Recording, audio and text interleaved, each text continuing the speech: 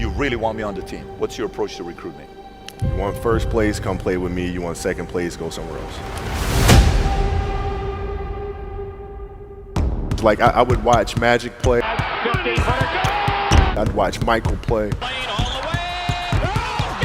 And I would see them do these unbelievable things, and I'd say, you know, can I get to that level? I don't know, but let's find out.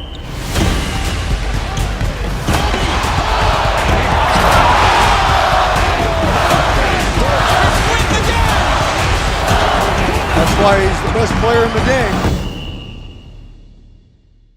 Everything was done to try to learn how to become a better basketball player. Everything. And so when you have that point of view, then literally the world becomes your library to help you to become better at your craft. So because you know what you want, the world's giving you exactly the information you need to become better at it. Because you know what you're looking for.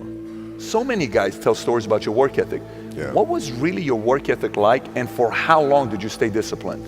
Well, I mean, every day. I mean, since 20 years. I mean, it was an everyday process, and trying to figure out strengths and weaknesses. For example, jumping ability. Man, my vertical was a 40, it wasn't a 46 or a 45. My hands are big, but they're not massive. Right? So you got to figure out ways to strengthen them so your hands are strong enough to be able to palm a ball and do the things that you need to do. Quickness, I was quick, but not insanely quick. I was fast, but not ridiculously fast. Right? So I had to rely on skill a lot more. I had to rely on angles a lot more. I had to study the game a lot more. And but I enjoyed it though. So like from the time I can remember when I started watching the game, I studied the game, and it just never changed.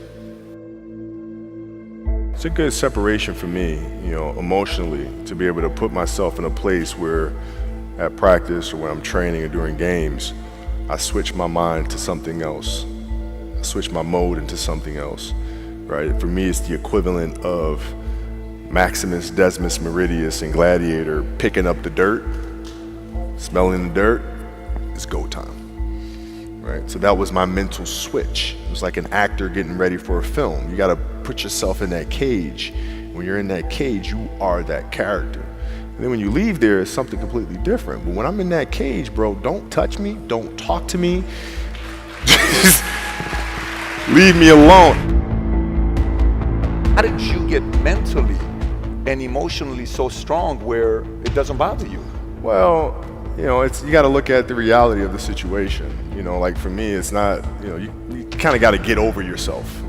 Like, it's not about you, man. Like, okay, you feel embarrassed. You're not that important. Like, get over yourself. That's where you go. Get over yourself, right? Like you're worried about how people may perceive you, and like you're walking around and it's embarrassing because you shot 5 air balls. Get over yourself. Right? And then after that, it's okay, well, why did those air balls happen? Got it. High school, year before, we played 35 games, max, right? Week in between, spaced out, plenty of time to rest. In the NBA, it's back to back to back to back to back to back to back. I didn't have the legs. So you look at the shot, every shot was online. Every shot was online, but every shot was short. Right? I got to get stronger. I got to train differently. The weight training program that I'm doing, I got to tailor it for an 82-game season so that when the playoffs come around, my legs are stronger and that ball gets there. So I look at it with rationale and say, okay, well, the reason why I shot air balls is because my legs aren't there. I go, well, next year they'll be there. That was it. Done. Were there some names that you looked at and says, these 3 guys are as crazy as I am? At the time, I deal with what I've referred to as G.O.A.T Mountain. I went to G.O.A.T Mountain, and I talked to Magic, Michael, Bird, Hakeem Olajuwon, Jerry West, Oscar Robinson, Bill Russell. So I would talk to them. What did you do? What were your experiences? Michael in particular, he's become my big brother. He's been my big brother since I first came in the league. And what was that process like? So I went to them and started understanding the ins and outs of the game and how they approach things and their level of detail and obsessiveness, and that's what I did. The players that had that passion but weren't willing to commit their entire lives to doing that, right? It's a choice, right? You have other things. You have family. You have all these other things that you have to do. The game can't really be your number one priority. And so I was looking at that like, man, this is going to be fun. If I'm buddies with you from high school, if I'm a cousin of yours, what happened to our relationship? How did that gravitate when you went into the league and you're determined to become the greatest, or you're determined to become one of the greatest? What happens to our relationship? Well, it suffers. It does suffer. Oh, yeah. Okay. Yeah. And you understood that. You were okay yeah. with that. Well, yeah. And the people that love you, like friends and family, like they know that about you. Got it. So they let you be you. And when you reconvene, you pick back up where you left off. Mm-hmm. But make no mistake about it, everything in between is lost, right? So those long-term relationships, the commitment of time of, taking vacation. Like I see a lot of players take vacations with other players that are close friends. And they'll just take vacations just to take vacations, or just hang out just to hang out. Like I never did that. But it was a Why choice. not though? Why didn't you do that? Well, because when I retire, I didn't want to have to say, I wish I would have done more. I don't want that. I don't want that.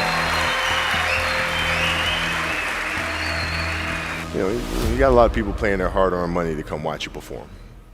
Perform. It's your job to be in shape. It's your job to be strong enough to perform at that level every single night. And as a competitor, I'm not ducking shit. Like it's not, oh my God, my back hurts, I'm sore, we got to play Vince Carter and Toronto Raptors tonight. We actually had this happen. We had a game against Toronto in 2000, and Vince was tearing the league up. My back was jacked. But like the perception of that, like what? Kobe's missing the game against Toronto and Vince Carter because my back was really spasming. But people will be like, what? Oh, he's ducking Vince. Excuse me? No, I don't think so. So I would be in the layup line like, okay, there's a lot of days where you can rest and recover. Today ain't one of them. Your back can bother you any other day. That shit ain't bothering me today. Wow. He gonna have to see me today. Yeah. Oh man. Yeah. If you're looking at a big investments you got to make, what is the decision-making process there? Do you call? Is there first you do your own research? You take this much time. You call an advisor. Is there a system you follow? It's pretty simple for me. It's do you understand the business? Is it a business that you can help in some form or fashion? What are the barriers of entry to that business? And then the entrepreneurs themselves, the company itself, right? Do they have a culture that you believe is sustainable? Are these leaders people that you believe in? Are they people that are obsessives? And in turn, have they created a culture of obsessiveness? So I tend to look at those 4 factors, and that's it. That's big right there, by the way. I don't know if you guys caught that right there. That's pretty massive right there. Same determination. What's your current work schedule look like today?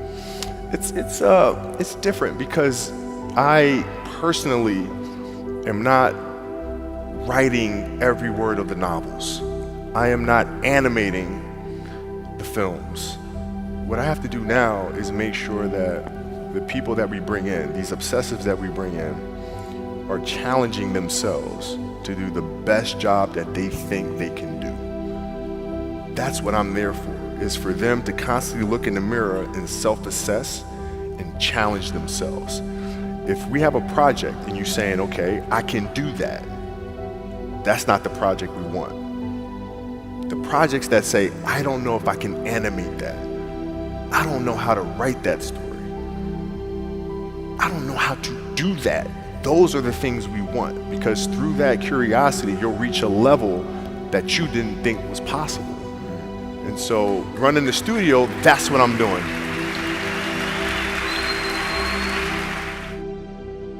You're playing against the Golden State Warriors. Score is 107-109. You guys are close to getting into the playoffs. You know exactly what happens in the game. You go up, you're about to take your shot, and then all of a sudden, boom, Achilles happens, right? He went and hit the free throws, and then you walked off the stage. Yeah. And you got the surgery done. I went in the trainer's room, my kids are in there, and they're looking at you and stuff, and I'm looking at them, and I'm like, it's all right, Dad's gonna be all right. It'll be fine. It'll be all right. It'll be all right. It'll be all right. As a parent, you gotta set the example. You gotta set the example. This is another obstacle. This obstacle cannot define me. It's not gonna cripple me. It's not gonna be responsible for me stepping away for the game that I love. I'm gonna step away on my own terms. And that's when the decision was made that, you know what, I'm doing it. I'm doing it. You're a freaking beast, bro. Yeah,